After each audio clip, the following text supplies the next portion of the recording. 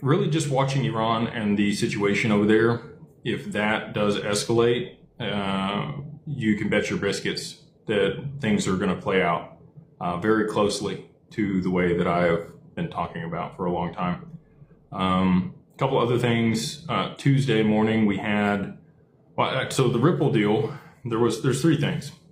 Ripple finalized their case. There was another person that sued them for losses out of California that was filed in 2019 or something. That cements them. XRP is not a security. Now that case is over, we had UST or USAT come to market on Tuesday morning, which is Tether's compliant stablecoin here in the US. Pretty big deal. Bo Hines heads that up. Now I think they're in a position where they could, deleverage USDT and be okay doing so. I always thought that was kind of a pivot. Maybe I'm completely off. There's always been people that have flooded Tether, and Tether hasn't gone anywhere. It's been used to soak up US Treasuries. But after the reverse carry trade unwinds, I think a lot of its use is going to be gone, and USAT will take that. Here in the US, they do have 3 years with USDT to get compliant. But if it depegs and has some issues, we'll have to see how everything plays out. Maybe they rotate that liquidity from USDT into USAT for all of the treasuries that they have on that balance sheet.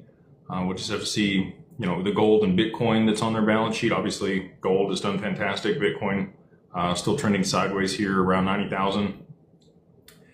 I think both of those are in for a big move to the downside. Again, I don't like to say that. I hope I'm wrong. I want people to make a bunch of money on gold and silver, but I do believe we're in for a pretty rough pullback.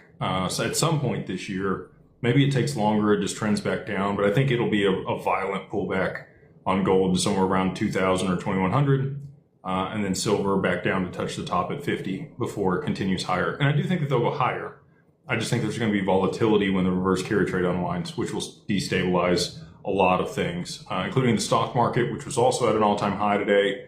If you look at the S&P 500, we were at $7,000. It's the highest that the S&P has ever been. These are the highest valuations that the stock market has ever been at.